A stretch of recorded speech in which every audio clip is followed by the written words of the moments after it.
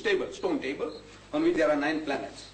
And if a husband is sick, then the wife will go for 9 consecutive Saturdays with burning camphor, going around, offering coconuts, fruit, money, and in 9 weeks' time the husband will get well. And the credit goes to the gods. I'm asking, how many times were you sick for 9 weeks in your life? You. How many weeks were you sick in your life? 9 weeks? When nature takes its course, the man gets cured and the credit goes to the gods, and the priest eat the fruits and take the money. So when everything was over, I'm coming out, tying our shoelaces again, once more. So I'm asking, I said, now, you know what we saw here? Either this is right, or when God spoke to Moses, as we read in the Bible, God says, I shall have no graven images before me, not even of the likeness of the things on earth, or in the heavens above, or in the waters beneath the sea, for my name is jealous and I'm a jealous God. I have nothing before me. Either Moses was right, or this is right. I'm asking, who is right? He said, no, Moses is right. I said, if Moses is right, then this is wrong. He said, yes. I said, they're not the same. He says, no. Right. There's a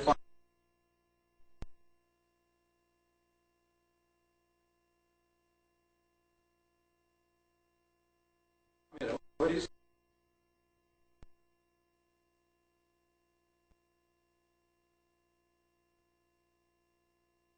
That?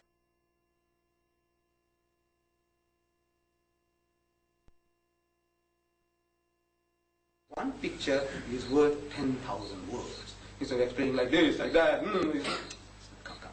Have a look at this. This is it.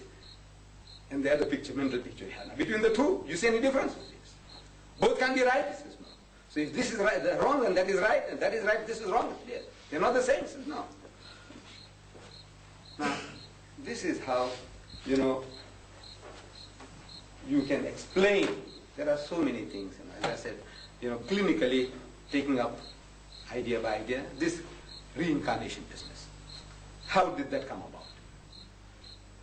You see, when my ancestors, 5,000 years ago, you see, they came from Mesopotamia of old, what is now modern Iraq. There were certain Indo-Germanic tribes, according to the anthropologist, 5,000 years ago. And the grazing ground was getting too tight for them. So they started moving out. One went north, the other came south through the Khyber Pass into India, and one remained. The one that went north are the Germans. They said, we are the Aryans, the master race. You remember Hitler? And the swastika, you'll find some swastikas here too. You'll find some swastikas in the Hindu pictures. I'll show you something else now. Swastikas. What happened to the swastikas? They're in the way. So, the Hitler had his swastika. You know that cross? And my Hindu cousin, they also have swastikas. I was wondering, what is this? Because Diwali time came, they made those beautiful designs and say swastikas. So this guy, why are they copying Hitler? No, they were not copying Hitler. You see, 5,000 years back, this was the emblem of the Aryans. The Germans say we are the Aryans, the master race. My cousins, now, if I was not a Muslim, I would also be saying, I'm an Aryan, the master race. 5,000 years ago, you see, we were one people. The Germans, the Iranians, and my Banya cousins. We were one people. 5,000 years ago. 5,000 years of intermarriage with the Nordic people, and the climate and the diet made the Germans what they are. 5,000 years of intermarriage with the Indian people, and the climate made my people what they are. The Iranian is the nearest to what an Aryan ought to be. The Iranian. The Iranian is not an Arab. He's an Aryan. The ex-Shah of Iran, he was boasting, I'm Arya Mahr, the light of the Aryans. See, but he's also got a lot of Arab blood, a lot of Turkish blood in the Iranian nation, but he is the nearest to what a true Aryan ought to be. But racially, bone structure, my Hindustani and Banya cousins, and the Iranians and the Germans are one racial stock 5,000 years back. Now when they conquered India, see, they were a lighter complexion people, and they walked into India with the swords and the spears. They walked into a town, they said, this is ours. And the people gave in. No fight. He says, the gods have come to take their inheritance. It's all yours, boss. Walked into a village, he says, this is ours. He says, boss, take it. They took India without fight. They took it, you know, the sword and the spears. These were docile people, the Indian people, very docile. That's 5,000 years ago. They just walked in, conquered. Now my ancestors, you know, they were very clever people. Look, 5,000 years ago I said they made gold jewelry. 5,000 years ago they made a muslin cloth. 5,000 years ago they had a waterborne sword. When the white man was living in caves like animals, my ancestors were civilized. What happened? Allah tells you in the Quran. He tells you what happened. So, Kul siru fil ard. He said, travel through the earth. Fanzuru and see. Kaifa kana aqibat allazina min qabl. What has happened to those before you? Kana aksara an-nasi mushrikun. Another place, again, Kul siru fil ard. He said, Kana aksara an-nasi munkirun. Kana aksara an-nasi kafirun. Again and again Allah says, go and travel through the earth and see. What has happened to those before you? Most of them were mushriks. Most of them were unbelievers, kafirs. Most of them were ungrateful wretches. So, see what happened to them. Learn a lesson from them. Allah's telling you. These people, they were worshipping the elements. See? Rama didn't make a raft because he was afraid of the sea god. That's the reason. He knew that they would float. But he said, you know, the sea god might get angry.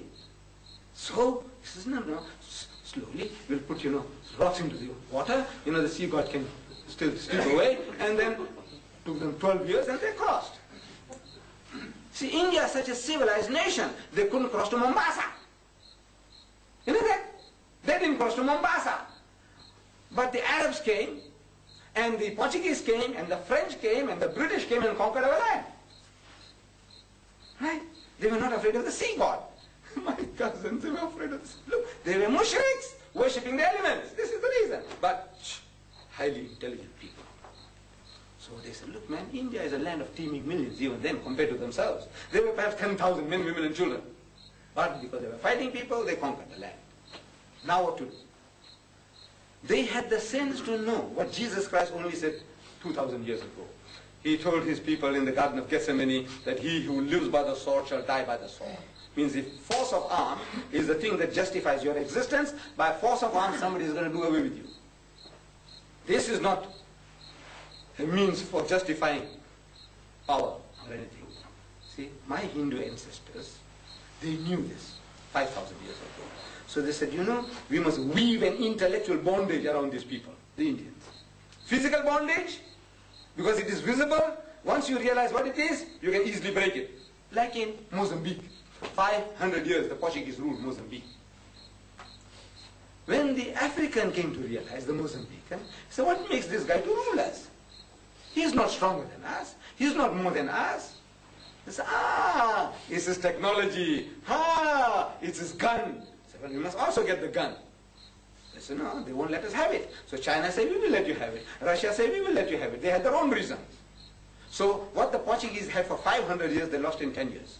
Once you know what it is that's subjugating you, once you see the shackles, the bondage, you know how to break it. Physical bondage, because it is visible, it is more easily broken. My ancestors, they wove an intellectual bondage. Intellectually, when you enslave a man, he's happy in his enslavement. So they saw the people in India, these South Indians, the Tamils and the Telugus, the natives of the land, they're worshipping Siva. Siva. Siva. Siva. This is the god of ancient India. Siva. So my ancestors, they told these guys, he said, look, we worship the same god, man, but we call him Shiva. What's the difference? You say Siva, we say Shiva. Same. But you see, Shiva, when he wanted to make man, he took the form of Brahma. And Brahma, as the creator, from his head he created the Brahmins. From his arms he created the Rajputs, the warrior caste. From his stomach he created the merchants and the farmers. And from his feet he created the untouchables, you, teeming millions of India. You are to be the hewers of wood and the drawers of water. You must carry our shit buckets. You must bury our dead animals. You must become our shoemakers and our barbers. That's your privilege. And if you do that job well, in the next life, you have a chance of becoming a farmer or a merchant.